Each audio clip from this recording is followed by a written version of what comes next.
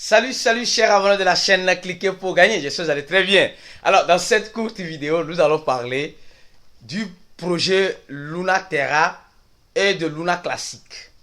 Les deux Luna qui seront sur le marché et leur stablecoin. Est-ce qu'il y a déjà des projets qui ont aussi déjà fait cela? Si oui, je vous dirai, sinon je vous dirai aussi. Donc ceux qui resteront jusqu'à la fin de cette vidéo, nous allons faire vraiment cette analyse un peu plus décortiquée, une analyse simple et basique, pour comprendre ce qui se joue dans ces deux crypto-monnaies qui est Luna Classique et Luna Terra. Et s'il y a d'autres projets aussi qui ont déjà passé par ce chemin-là, est-ce qu'elles ont réussi? Je vous dirai dans cette vidéo. Alors, avant de commencer cette vidéo, je tiens à vous informer, si vous voulez un partenariat avec nos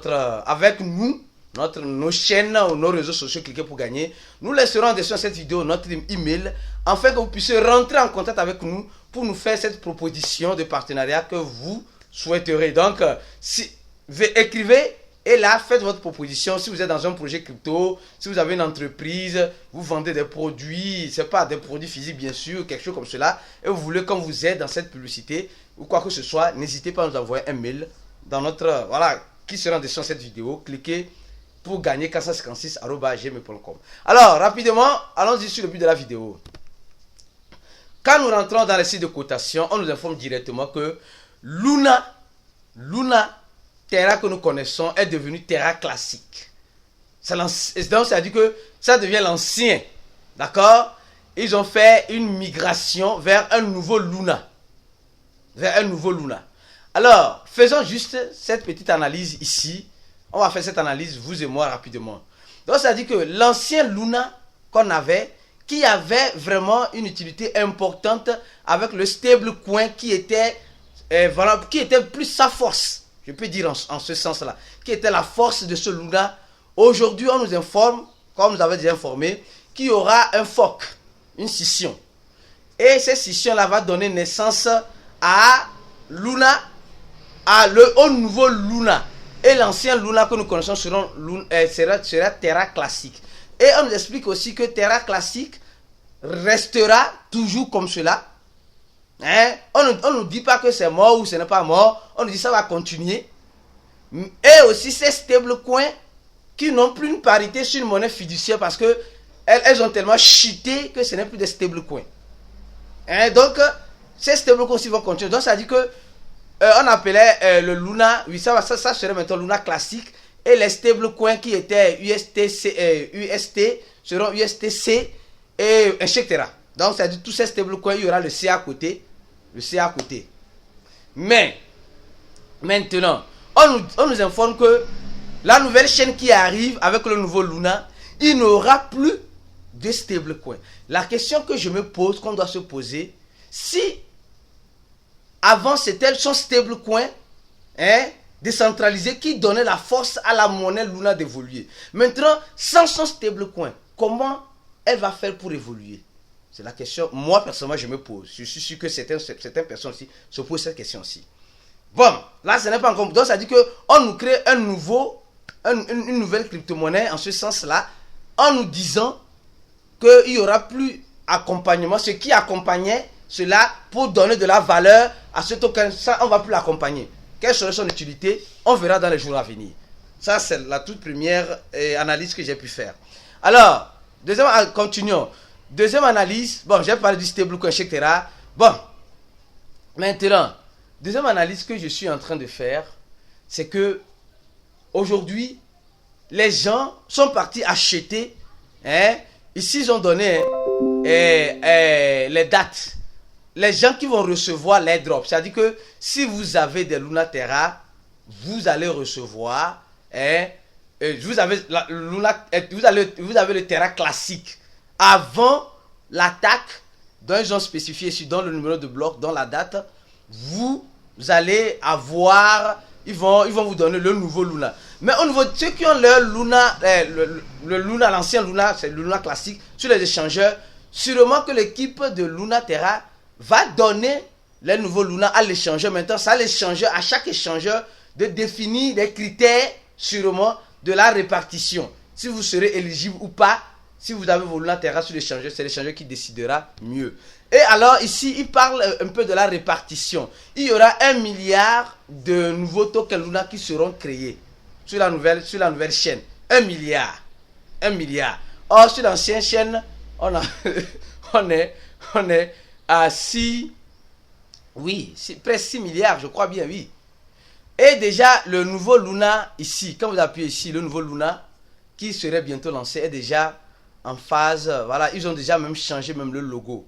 Ils ont changé de logo. Je me demande quelle serait l'utilité de ce nouveau Luna.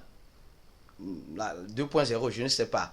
Bon, ils ont expliqué ici, ils ont expliqué certaines choses. Bon, on verra bien pour le moment. Beaucoup de patience, on verra bien. Et aussi, y a-t-il un projet qui a déjà fait ça là? Oui, oui, c'est le projet Ethereum. Le projet Ethereum que nous connaissons aujourd'hui là. Ethereum a déjà passé par ça. Ethereum a déjà fait, eux ils ont fait un hard fork, carrément. Cet Ethereum que vous voyez ici là, Ethereum là, et Ethereum classique là, les deux sont liés par la même histoire. Vous allez voir aussi que Luna Terra là, il y a Luna classique et il y aura Ethereum. L'Ethereum que vous êtes en train de voir ici là, je peux dire, c'est le nouveau Ethereum qui a été créé juste après le problème qu'ils avaient eu. Ça c'est un nouveau Ethereum comme Luna Terra est en train de faire aussi. Donc, quand nous prenons Ethereum classique, c'est le premier Ethereum qui a été lancé par Vitalik et son équipe. Et ils ont eu, c'est pas une attaque 51%, une histoire comme cela. Ils ont eu une attaque où ils ont perdu plus de 3 millions d'Ethereum. Donc, ils ont décidé, comme les gens de Luna Terra aussi, ils ont décidé aussi de faire une scission. Mais une scission qui montre deux chemins bien différents, bien distants. Ils ont fait un hard fork, carrément. Et là, directement, il y a certains qui ont voulu continuer avec l'idéologie au départ d'Ethereum. Donc, c'est eux qui sont restés dans Ethereum classique. Comme aujourd'hui, Luna classique. Et je tiens à vous informer que l'Ethereum classique, vous allez voir, c'est le même type de logo. Vous avez vu, ici aussi. Le même type de logo, mais c'est la couleur qui change. Et ils ont créé le nouveau Ethereum, qui est devenu cet Ethereum-là, qui a continué son travail. Et l'ancien est toujours resté comme cela, qu'on appelle Ethereum classique. Donc, cette histoire s'est déjà répétée. Je suis sûr qu'ils se sont inspirés de ça aussi pour appeler aussi Luna Terra classique. Et appeler le nouveau Terra. Donc, mais aujourd'hui, est-ce que ce projet Ethereum classique avance lentement mais sûrement? Elle n'a pas vraiment... Elle a des développeurs. Elle a voulu conserver la première idée de l'équipe. Au départ, elle n'a pas voulu, bien qu'il y ait le problème, ils ont voulu continuer dans le problème et résoudre et avancer. Mais ce projet Ethereum classique souffre beaucoup des attaques, surtout 51%, tout cela. Donc, c'est un peu difficile. Mais il ne veut pas abandonner. Comme cela se passe aussi dans Luna Terra, il y a certains qui veulent aller vers la nouvelle chaîne et d'autres qui veulent rester sur l'ancienne chaîne. Bon.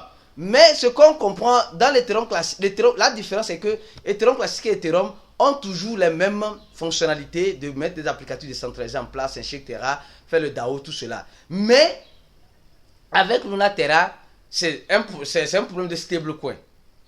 Est-ce qu'ils vont continuer avec le stablecoin? Ils disent avec le nouveau, ils ne vont pas continuer. Mais qu'est-ce qui va donner de la valeur à ce token? Juste les applicatifs dans Luna.